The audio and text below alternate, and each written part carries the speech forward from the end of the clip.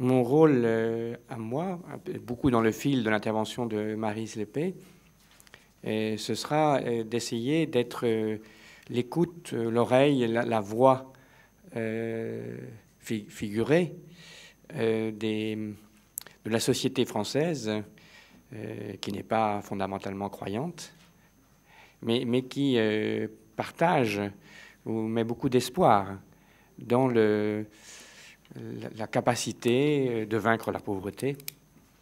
Et s'imagine difficilement qu'il puisse être possible d'imaginer de la liberté dans des situations extrêmement douloureuses qu'elle voit mais ne veut pas voir, comme l'a dit le père Schwab. Donc ce sera le sens de mon intervention, c'est de dire comment on peut réagir au témoignage des captifs, de l'association des captifs, ceux qui sont dans ce métier, si j'ose dire, de l'action sociale et du travail social, que vous avez aussi mis en scène au début de cette rencontre. Alors, j'aimerais aussi montrer que cet point de départ, que le sujet que vous avez choisi est extrêmement provocateur, parce que affirmer ou laisser entendre que aux captifs de la rue, aujourd'hui, une forme de libération est promise, est possible, c'est quand même pas évident si on prend cette proposition au sérieux. Si nous ne sommes pas croyants, si nous sommes incertains quant à la dignité et à la ressource dont le père Schwab a parlé, qui permet d'avancer malgré nos libertés cabossées, si nous ne sommes pas certains que ce qui est humain ne puisse être altéré de façon irréversible, alors le constat d'une très grande misère, d'une très grande exclusion, d'une déchéance est un constat d'échec. Et la politique des droits, qui est effectivement et fondamentalement la politique publique, n'a pas d'issue. Elle gère la rue entre les hôpitaux et la mise à l'abri temporaire. Donc vous êtes en train de lui dire à cette politique publique qu'il y aurait une issue. Mais est-ce que nous en sommes vraiment sûrs, nous qui sommes croyants?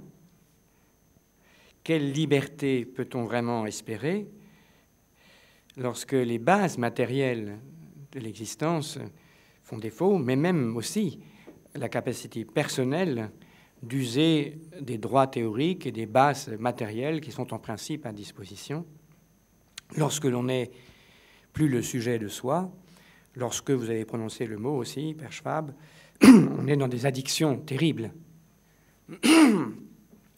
Et la promesse évangélique aux captifs, la libération, n'est-elle pas un espoir d'ordre eschatologique, très lointain? Un espoir formidable, bien sûr, mais pas un espoir pour ce monde. Vous nous avez suggéré qu'il n'en était rien, et la vidéo nous a montré que ce n'était pas un espoir pour après-demain.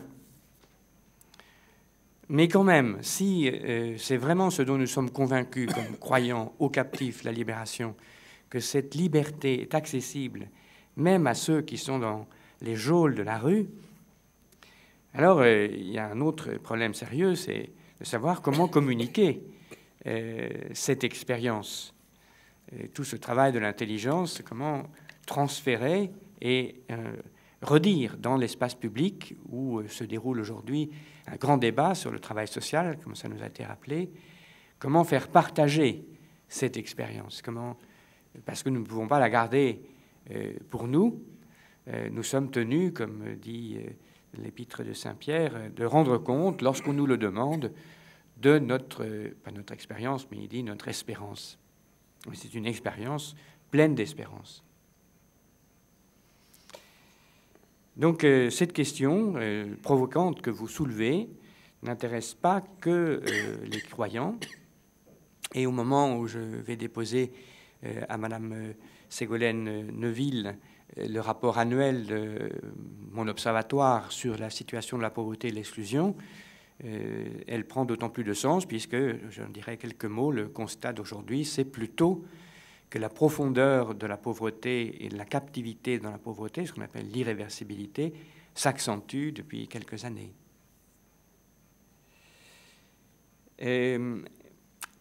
Cependant, si l'on veut prétendre dire dans le cadre de ces assises du travail social une parole d'espérance au nom de notre expérience, je pense qu'il est nécessaire de se mettre dans la tête, dans la peau des acteurs publics, de la société de notre temps, et de ne pas caricaturer ce qu'elle fait, mais de voir qu'elle est aussi en chemin pour sortir de ces impasses.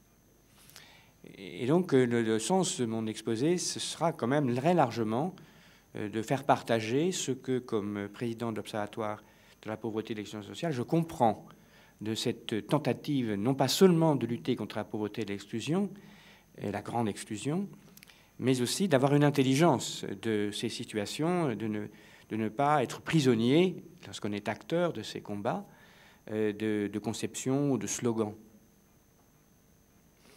Et je le ferai en essayant de faire justice à la conception majoritaire dans notre pays de la lutte contre l'exclusion et la pauvreté, qui effectivement est basée sur la question des droits. C'est le thème de mon intervention. Est-ce qu'il suffit d'avoir des droits pour être libre? Et j'expliquerai comment cette conception se trouve devant une impasse, apparemment une impasse, dont le nœud, c'est justement les travailleurs sociaux, le travail social, professionnel, rémunéré. C'est le pivot de la contradiction.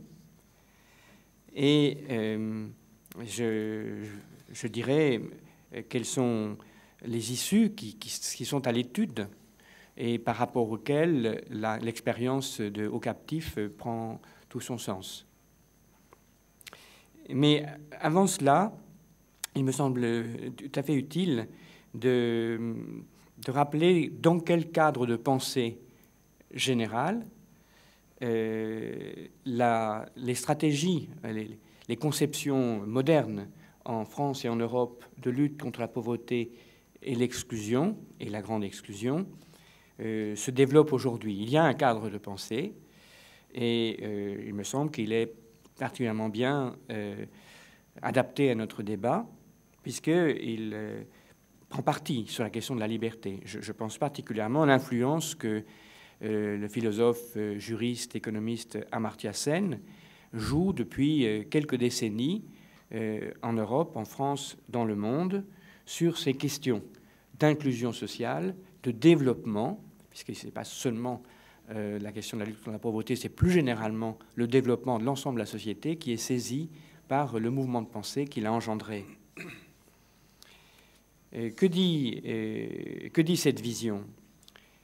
Cette vision dit que la possibilité de faire des choix personnels, d'avoir des options de vie, aussi réduites que soient ces possibilités, est le commencement de toute entreprise, toute ambition sociale, qui viserait à la fois à diminuer les souffrances matérielles ou psychiques des personnes concernées, donc apporter une certaine réparation, mais aussi à réduire la fracture sociale, selon le terme bienvenu d'un de nos présidents de la République. Donc toute entreprise qui serait à la fois tournée vers des personnes individuellement, mais tournée aussi vers le bien de la société dans son ensemble. Cette pensée nous intéresse ce matin parce qu'elle rattache une situation existentielle personnelle, que nous avons vu s'exprimer ce matin, être capable de faire un choix, avec une situation collective, à savoir l'état de la cohésion d'une société. Une société qui ne sait plus se regarder souffre de tous côtés.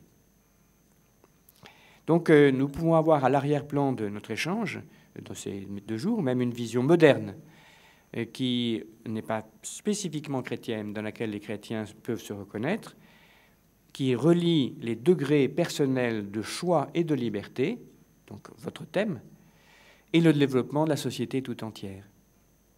Ceci nous aide à définir ou à penser une vue commune de ce que l'association des captifs a à dire, de ce qui lui vient de son expérience de l'accompagnement social et de ce que recherchent les acteurs publics, associatifs et sociaux engagés aujourd'hui en France dans ce que Maëlys Lépée a appelé comme étant un programme quinquannuel de lutte contre la pauvreté. Il y a donc, bien que nous soyons croyants et incroyants, un cadre possible commun de pensée qui articule liberté et bien commun, liberté et cohésion sociale. Je peux en venir à quel est l'enjeu actuel des politiques publiques de lutte contre la pauvreté et l'exclusion en France. C'est en effet, depuis 1998, depuis la grande loi d'orientation générale de la lutte contre l'exclusion et la pauvreté, ce sont les droits. C'est, et plus précisément, l'accès effectif à tous les droits qui mettent en capacité de devenir une personne agissante dans la société. Et cette loi énumère non seulement les droits eux-mêmes, mais un certain nombre d'outils qui, en matière d'éducation, de logement, de santé, de revenus, doivent pouvoir mettre en situation, c'est-à-dire miser sur une capacité personnelle d'agir et de contribuer à la vie sociale. Et il serait donc caricatural de considérer que la société d'aujourd'hui, ou plutôt les acteurs sociaux, estiment que leur tâche est terminée dès lors qu'il existe un socle de droits. Pas du tout. Ils s'ingénient, notamment à travers de ce concept de lutte contre le non-recours, à faire en sorte qu'il y ait un accès effectif aux droits, d'où découle d'ailleurs l'importance qu'ils accordent à la question de l'accompagnement, votre sujet, puisque c'est par un accompagnement des personnes qu'on les rend en état de connaître, je sais qu'ils sont compliqués, leurs droits, et de pouvoir en bénéficier. Le but, à travers cette stratégie qui mise sur l'accès effectif aux droits, c'est pas seulement de réparer la pauvreté, mais c'est la pleine participation à la vie sociale. Donc c'est un but de prévention.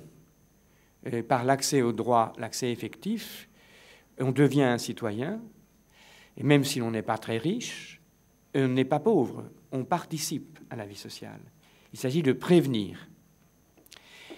Cette dimension recherchée, mais non réussie, de la prévention de la pauvreté et de l'exclusion s'inscrit dans une analyse de la pauvreté et de l'exclusion, de ses causes, qui est une analyse dynamique.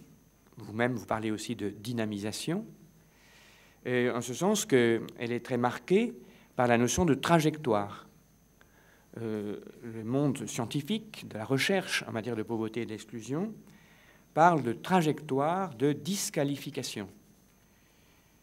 C'est un universitaire français très connu qui s'appelle Serge Pogam, qui distingue sur le parcours de la disqualification, parcours dont, en allant vers, dans la rue, vous êtes les témoins sans doute d'étapes qui semblent ultimes.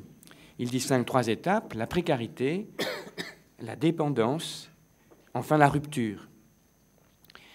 Et la précarité, c'est ce que vivent des personnes ou des familles qui ne sont pas en sécurité par rapport à leur lendemain, mais qui vivent quand même, qui peuvent temporairement même bien vivre.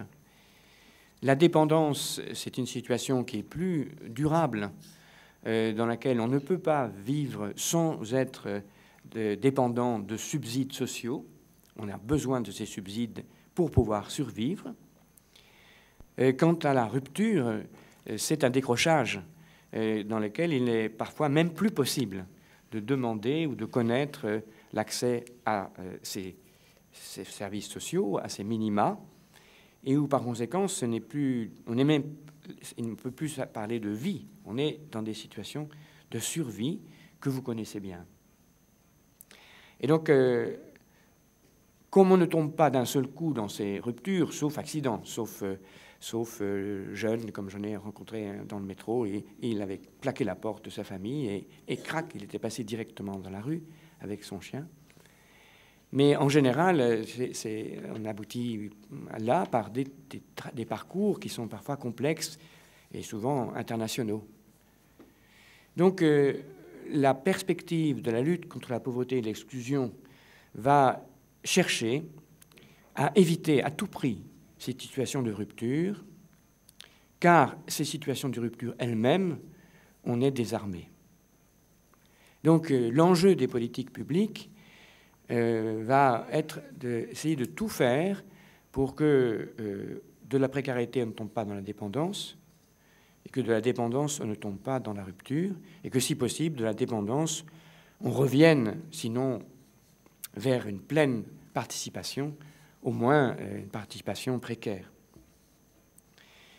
Pour donner un ordre de grandeur de ces différentes... Cette description est une description qui correspond à une réalité sociale. C'est le travail de mon observatoire de nous donner un ordre de grandeur de cette précarité, un ordre de grandeur de cette dépendance, et aussi un ordre de grandeur de ce qu'on pourrait appeler rupture. Car on ne peut combattre et agir que si on a une volonté de connaissance. C'était aussi présent dans l'intervention du père Schwab. Je vais dire vite les chiffres, mais ce qu'il faudra retenir, c'est qu'il y a aggravation. La situation de précarité, d'incertitude sur le lendemain touche, en effet, dans notre pays, en gros, une personne sur 7, 14% de la population, près de 9 millions de personnes.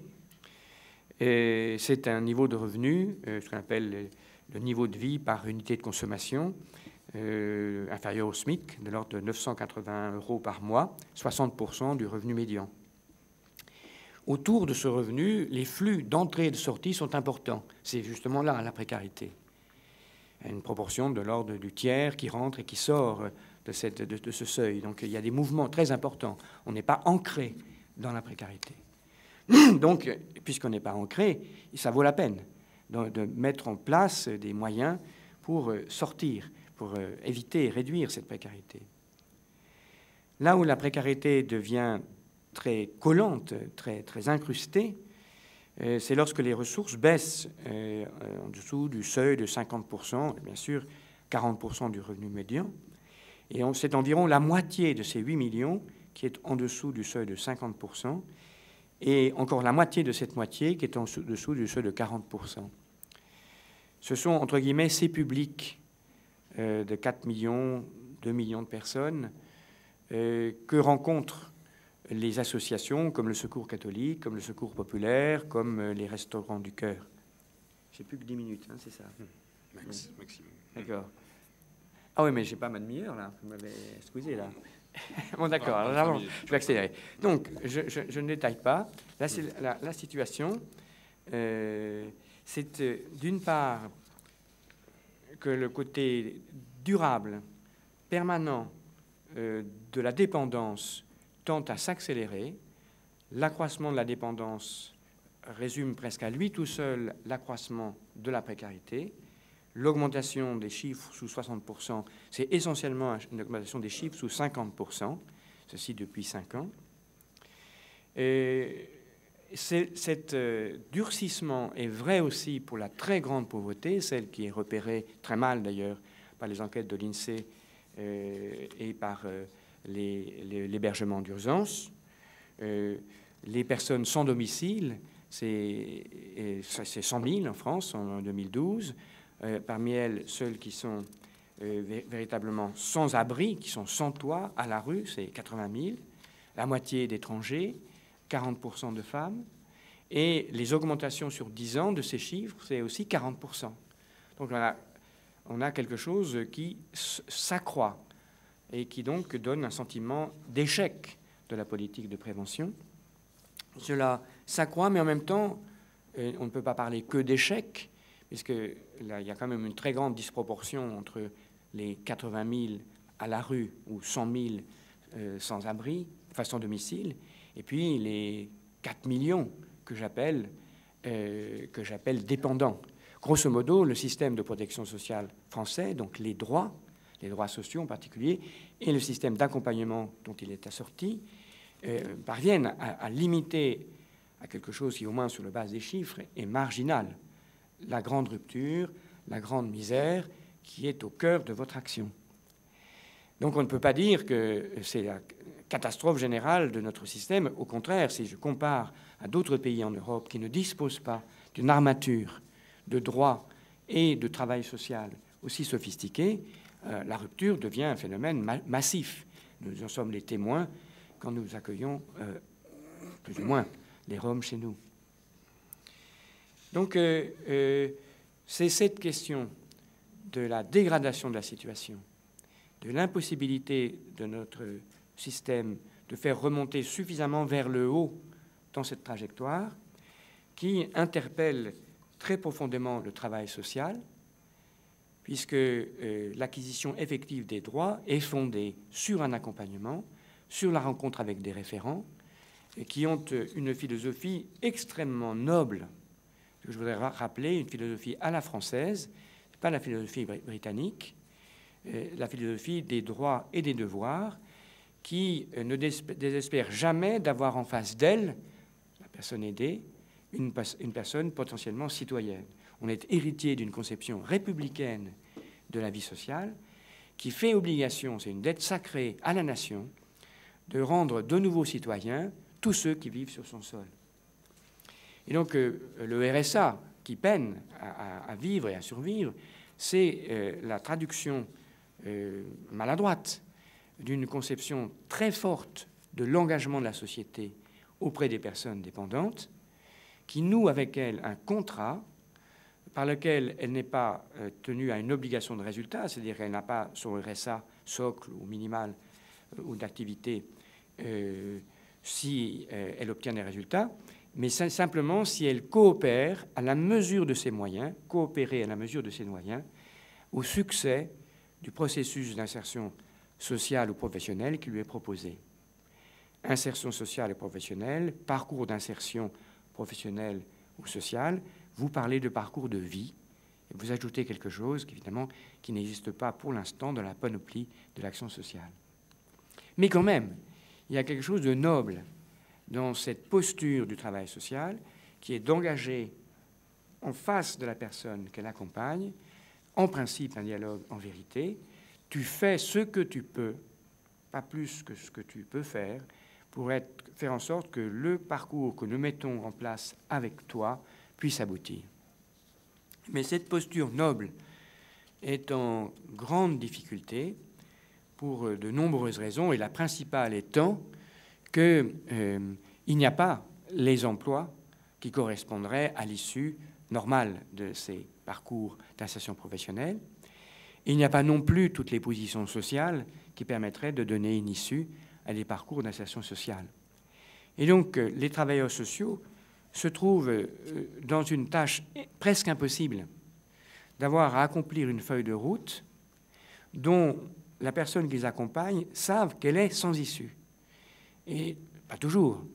Et donc, il y a une crédibilité dans la relation personnelle qui se perd pour ces travailleurs sociaux et qui pourtant sont tenus de remplir toutes sortes de feuilles, toutes sortes de programmes qui visent à vérifier l'efficacité des subsides nationaux, régionaux ou territoriaux.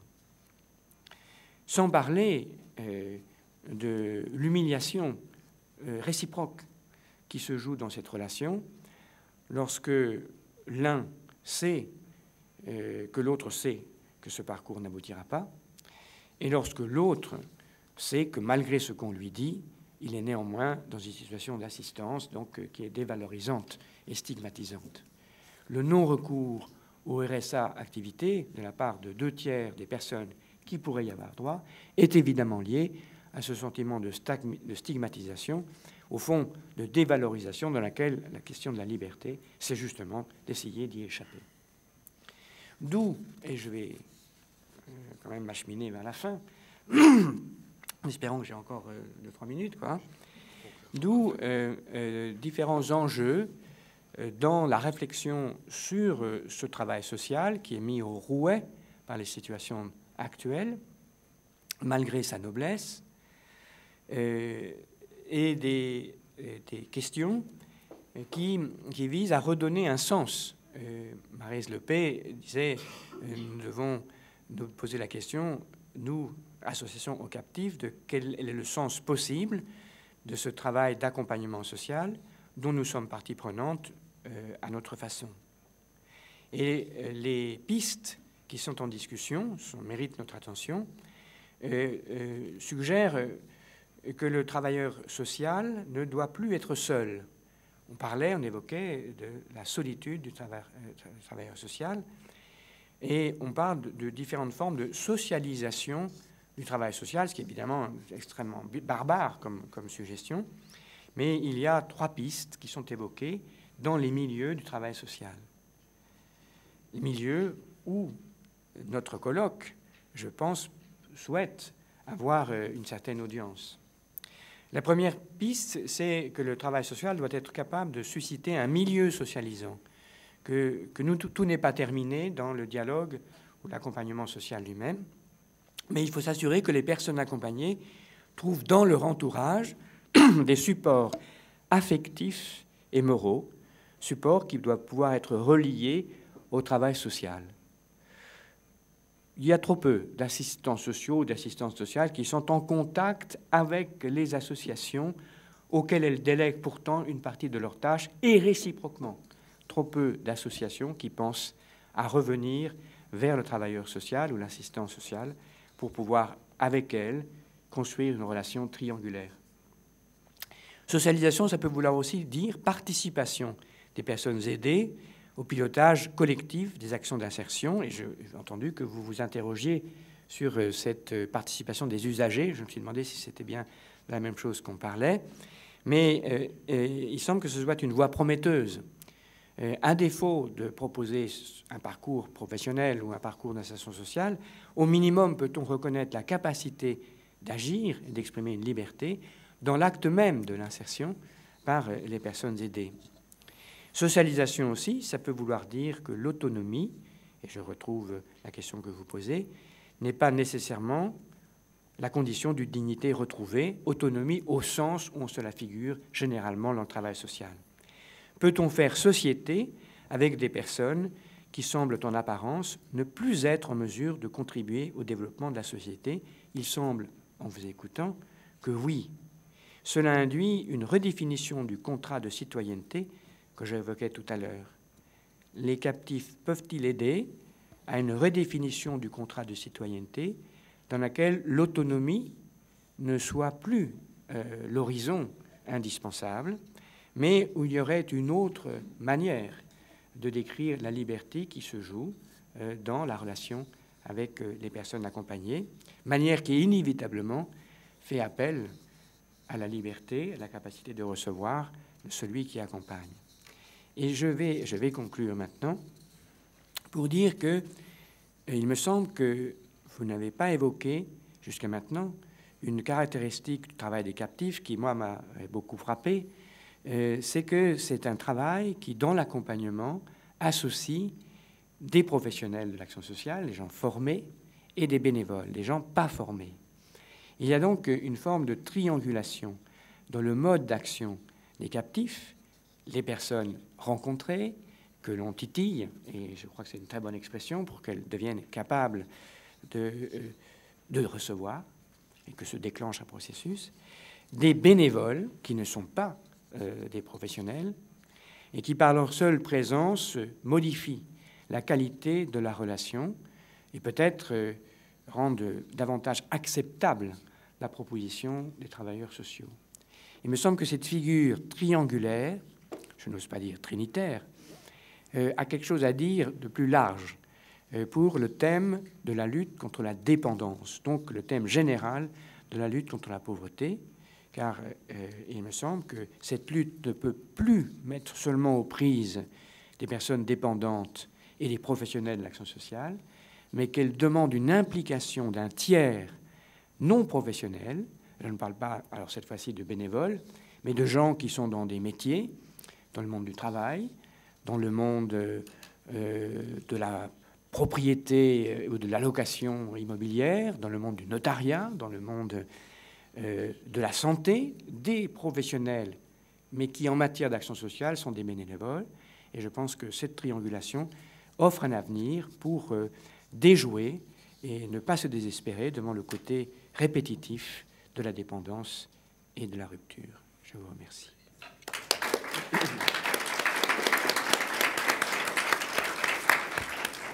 Merci beaucoup.